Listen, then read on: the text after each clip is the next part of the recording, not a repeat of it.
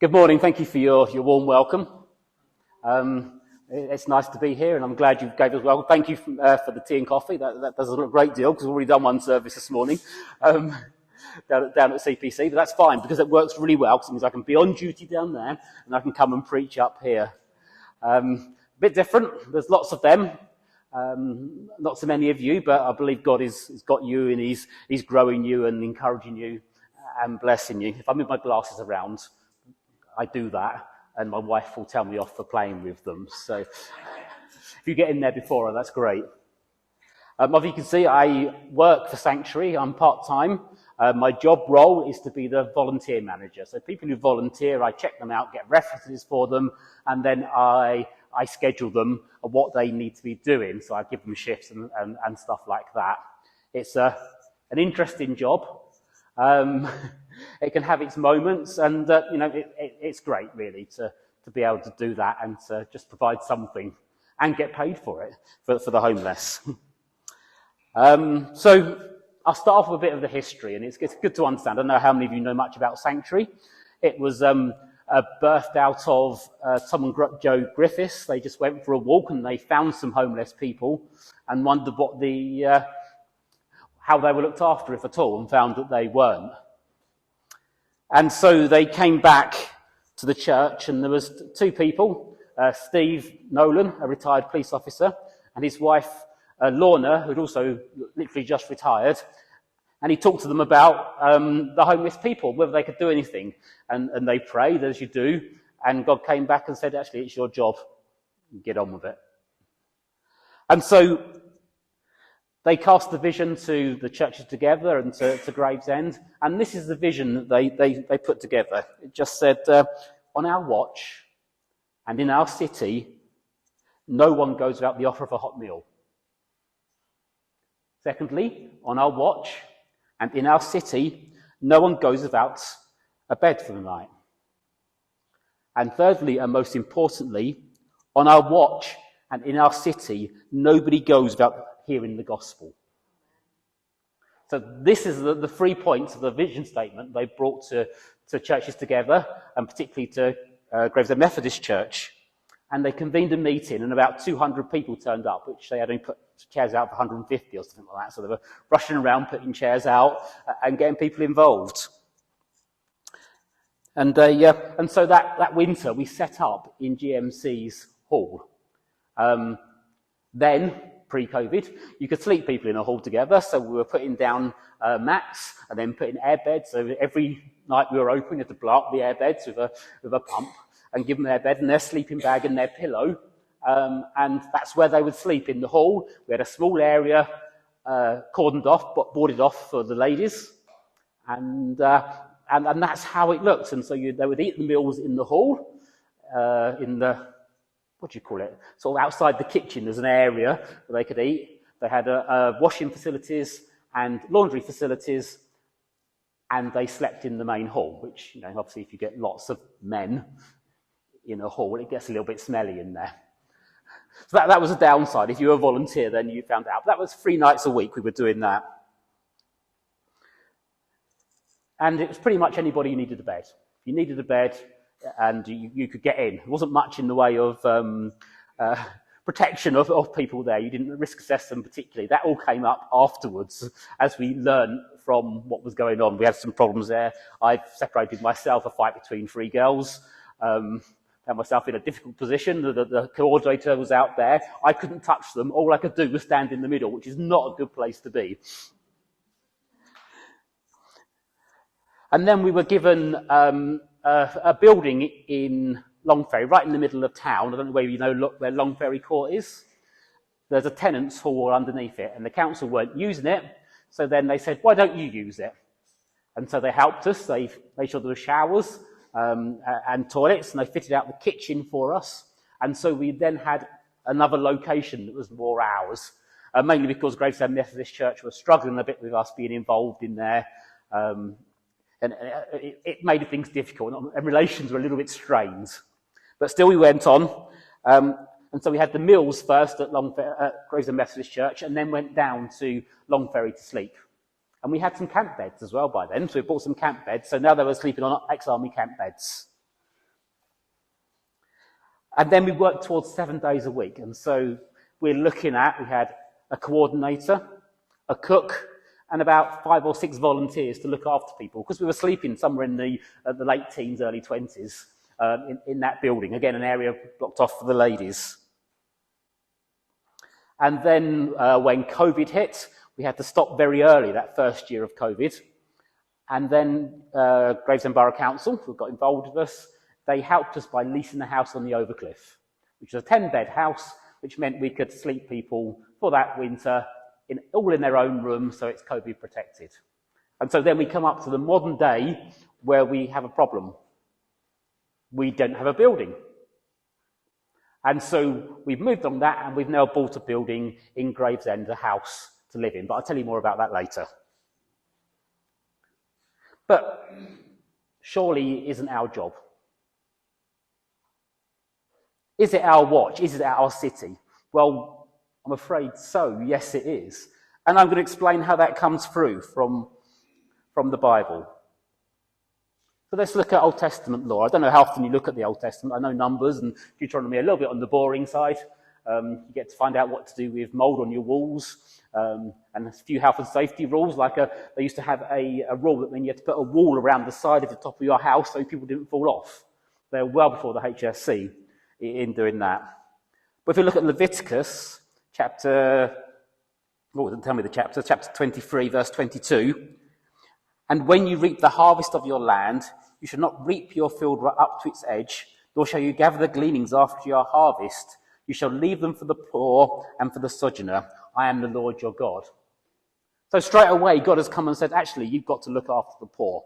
And I explained that to you. If you had a field, they were told not to go right up to the edge. You know what the farmers do now? They go right up to the edge. There's no border around it in any way. They would leave a border that was for the poor to get their food from.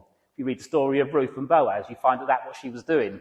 That she was going to glean the extra corn from the cornfield, because they were left there. That was Israelite law.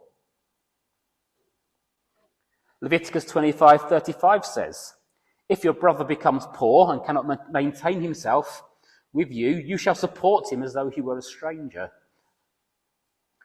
and he will live with you.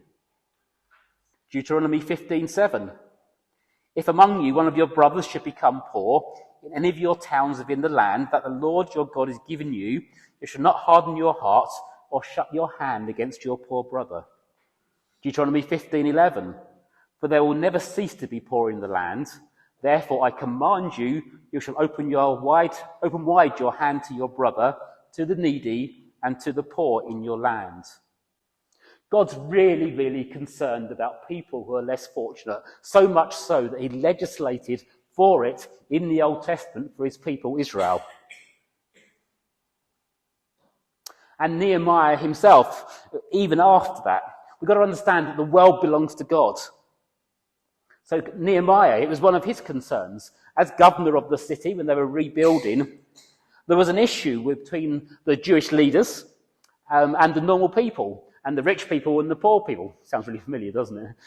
It's like it is today. But Nehemiah had to say to them, actually, you shouldn't be charging interest on the loans, because that was Israeli law as well. You shouldn't be taking their stuff away and making them slaves, because that is Israel law as well. And obviously the year of Jubilee, that when it came to it, you gave back the person their freedom, gave back what they owed, the loans were cancelled. So God's really, really concerned about how we treat one another, what we do. And often his word in Psalms 9:18, for the needy shall not always be forgotten, and the hope of the poor shall not perish forever. So we see that the people is legislated against. So who else had that expectation? Well, Psalm 72 talks about Solomon. It's a psalm about Solomon, what he's going to be like as a king. It's a blessing on him. And it says in verse 1, give the king your justice, O God. May give your righteousness to the royal son. May he judge your people with righteousness and your poor with justice. Let the mountains bear prosperity for the people and the hills in righteousness. May he defend the cause of the poor of the people, give deliverance to the children of the needy, and crush the oppressor. And verse 12, we'll move on to, for he delivers the needy and he calls, the poor and him who has no helper. He has pity on the weak and the needy and saves the lives of the needy. From oppression and violence he redeems their lives, and precious is their blood in his sight. So initially this is talking about Solomon. And it seems really, really clear that the responsibility of the king, as far as the psalm writer was, that the king should be looking after the poor and the needy and make sure they had justice, make sure they were looked after. And if the king, who has ultimate power, that's his job, then perhaps it should be us as well. Because if the king decided it was going to happen, it was going to happen. That's what ultimate power is. You've got ultimate power, you can do what you like, and so people just obey you because they don't want to lose their lives. And so his job was to uphold justice, make sure people were getting justice. And often our world is a bit sad on justice, isn't it? And nobody defends the weak or the poor. But that was a good king's work. But this doesn't just talk about an earthly king. If you read the psalm onwards, you find actually it sort of slips, as psalms often do, into talking about Jesus and how he, as the good king, looks after the poor and needy. Because Jesus was concerned about the poor. Let's take an example. You've heard the story of the widow of Nain. So she was a poor widow. She had lost her husband, and now she had lost her son. Now, if you look at it, in that day, then she had no way of earning. She was going to be thrown on society as nowhere to go. Nobody would look after her. She had nothing. And so Jesus came and he raised her son from life so the son could then look after his mum. Jesus had concern for the poor and needy. He also had a concern for everybody, and we've got to understand that. So from a Roman centurion through to Jairus, who was in the head of the synagogue, right through to the lepers and blind beggars. He had compassion on everyone. But particularly the poor. There seems to be a concentration on Jesus and the poor, who are those who are struggling. And if we were going to be real about it, he was also homeless. Matthew 8, 19 to 21. I'm sure this is familiar. And the scribe came up to him and said to him, "Teacher, I will follow you wherever you go." And Jesus said to him, "Foxes have holes, and the birds of the air have nests, but the Son of Man has nowhere to lay his head." Jesus didn't have a particular home. He was obviously the oldest son, so he had moved out, as he does, and you can't have a home if you're wandering around preaching. He spent nights on the mountain alone, so he knew it was to sleep outside. Or perhaps he didn't sleep because he was praying. He was talking to his Father.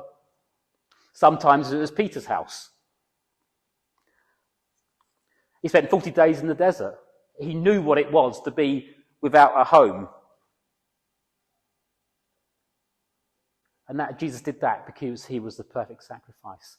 And to experience everything that we've experienced, he's tempted in all ways like we are, and to have the difficulties that we have, he had to experience those things and be there. Else he wasn't the perfect sacrifice. He couldn't take our place, not knowing what our lives were like. We know in Scripture that he says, he suffered in all ways like we do. He was tempted in all ways like we are, yet without sin.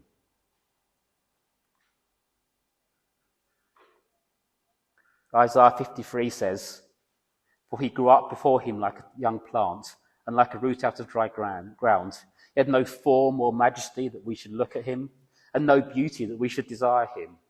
He was despised and rejected by men, a man of sorrows and acquainted with grief. And as one from whom men hide their faces, he was despised and we esteemed him not." If Jesus went through that for us.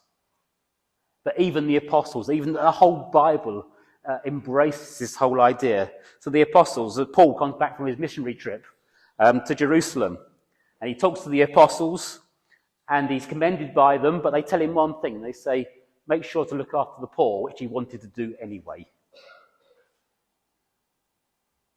Paul and the apostles were keen to remember the poor.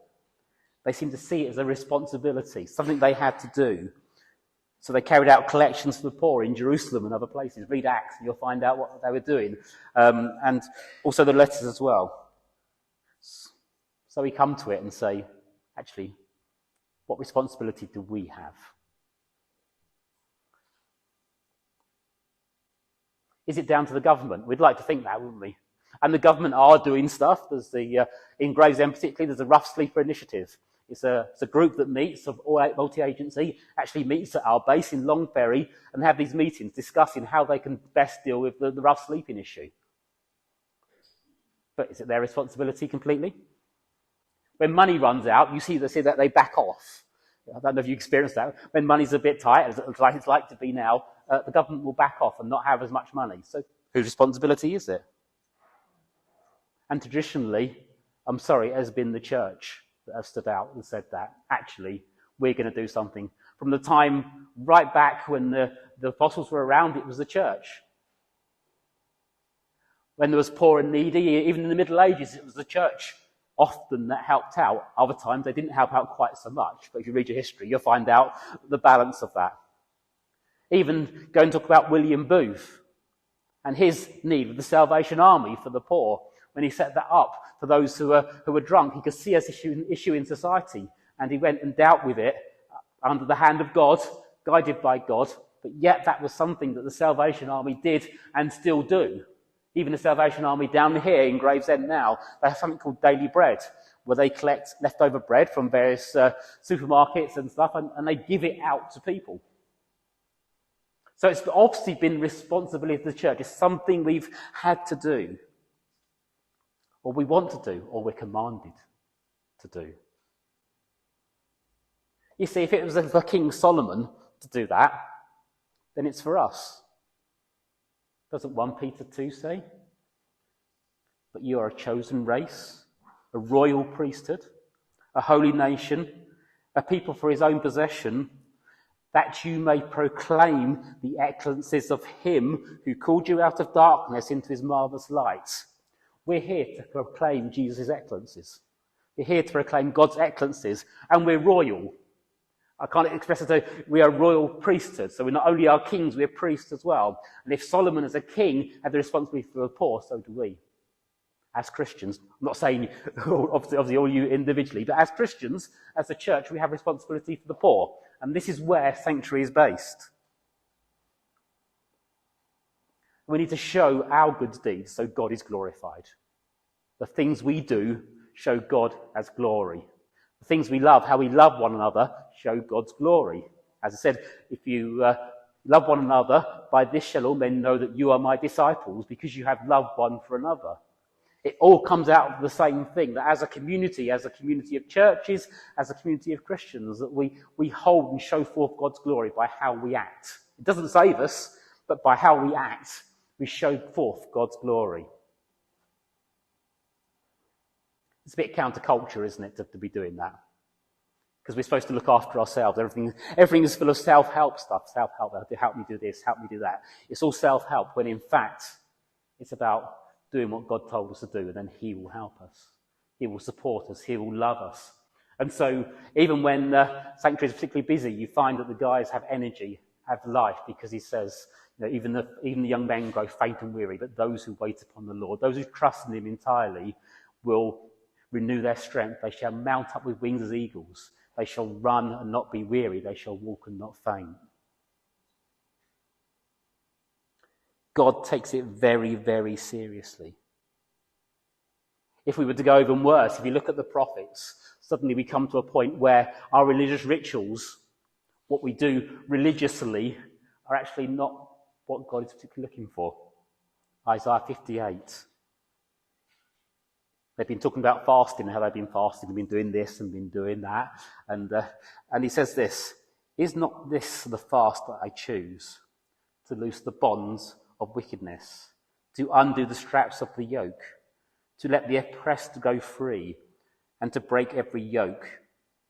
Is it not to share your bread with the hungry, and to bring the homeless into your house?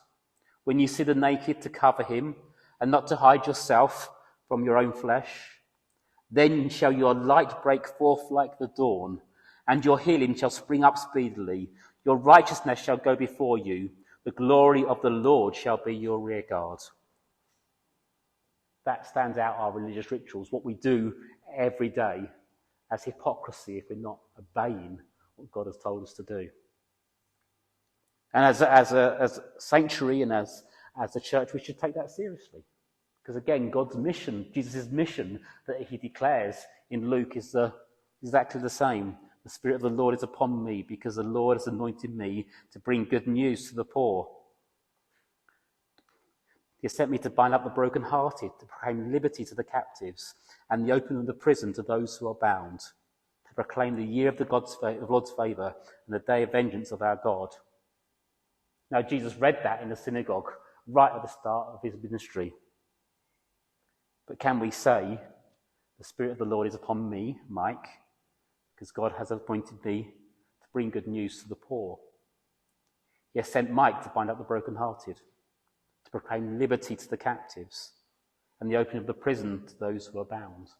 I believe he has. I believe putting my name in there has made me that I have a job to do that is to bring freedom to people, to set people free. I wonder if your name works in there as well. So a little bit more about Sanctuary. That's the hard bit over. I'll tell you a little bit more about Sanctuary now. So since 2015, we've helped 1,000 individuals. We've prevented 5,568 sleeps on the street. We've rehoused 180 people. You see why rehousing is important.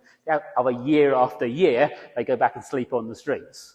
So to rehouse them and give them something to live for and somewhere to live is really, really important.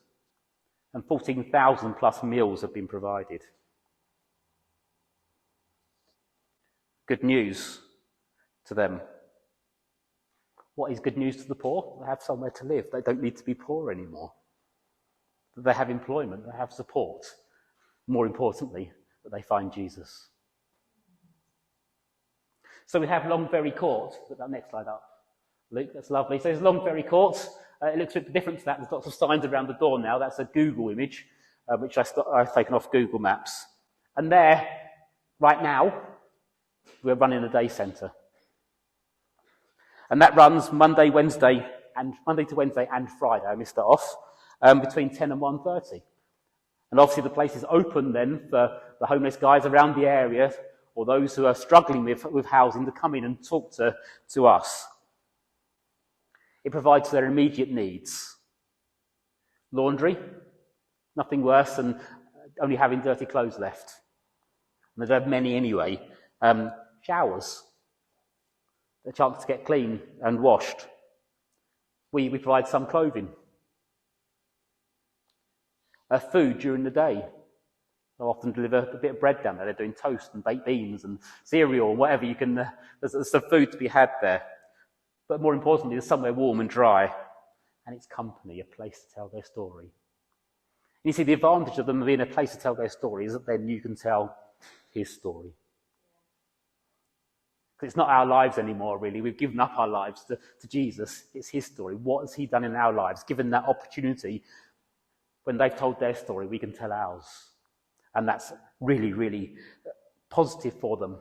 Our aim is to keep bringing the gospel into their lives. How difficult it is to do that.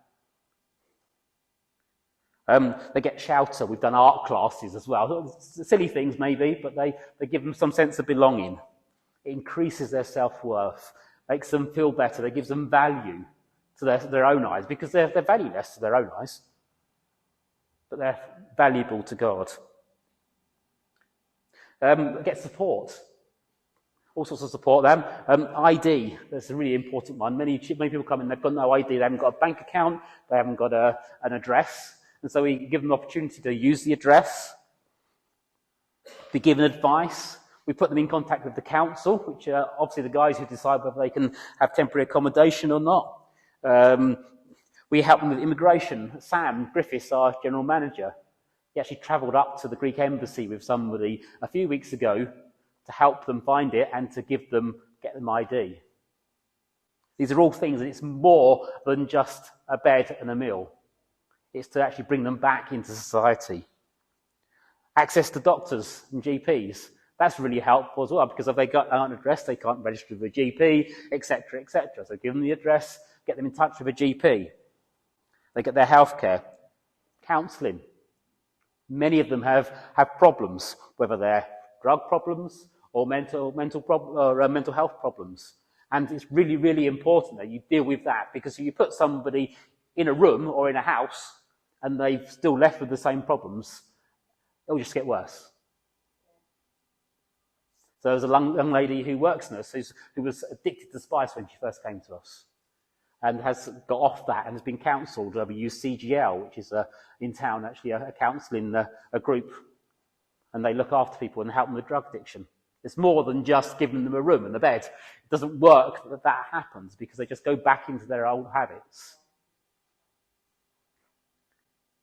And they deal with their spiritual needs. Again, we're talking about his story, but where somebody can feel something to show them the way to Jesus. This is so important.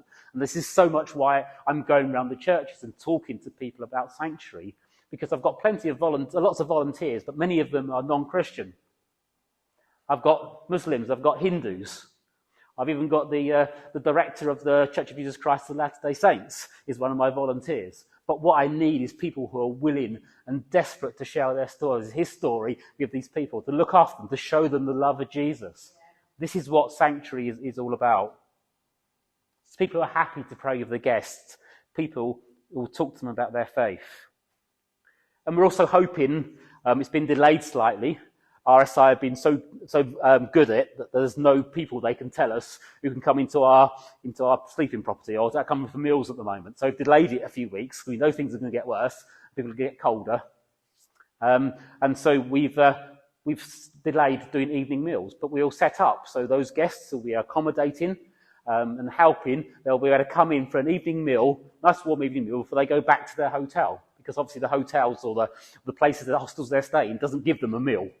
Doesn't feed them, it's just a room. So we want them to better come in and have a meal, again, meet with people and to have a chat and discussion and be around and just to be warm and safe. If you've ever been down to Long Ferry, and perhaps you will do, you're welcome to go down there on one of those days and just hear Lorna. Her phone is ringing constantly. People in need, where she's rung somebody and they got back to her to help out. It's a constant thing that they're doing to help people, to move people on. That's fantastic. And then we go to our building. Okay, that's number 66 Windmill Street. Used to be owned by the Baptist Church, Emmanuel Baptist in town. There's a gentleman there, he's one of our trustees, who lent us the money to buy it. It's quite a commitment from him. He doesn't know whether he's going to get it back. You've got to be a little bit worried, hasn't he? He's a brave man. So we bought this house, and we've got planning permission to turn it into a 6-bedroom house of multiple occupancy, HMO. And so then this is going to be the place where we accommodate people. It's going to take a lot of money. I don't really want to talk about money, but we have had some money come through. I can't tell you where and when, but it's something I can do. But we're providing night accommodation, 24/7 care for homeless people, so we can move them on. And it's not just that, it's to allow them to regain their skills. They'll be fed, they'll have meals, they'll be trained, so we'll help them in the kitchen, show them how to cook a meal for themselves again, how to look after themselves. We will do all that training. We will help them with job searches and stuff like that. That is what we're aiming to do. That's why we need a permanent base that runs all year round, because a night shelter is okay, but what do they do for the rest of the year? The most uncomfortable thing is turfing them out at the end of the season. It's when we're only running a night shelter to turf them out at 7:30 in the morning on a cold December day. We don't want to be doing that, so we've got a building. And we want to be able to actually bring in something, we could do the Alpha course in there. We want to run it constantly. So there is, I guess in a way, they're a captive audience. But they'll be living there, but we're doing the Alpha course with them. And again, we need chaplains who are going to actually come in and help with the Alpha course, people who are ready and willing to do that.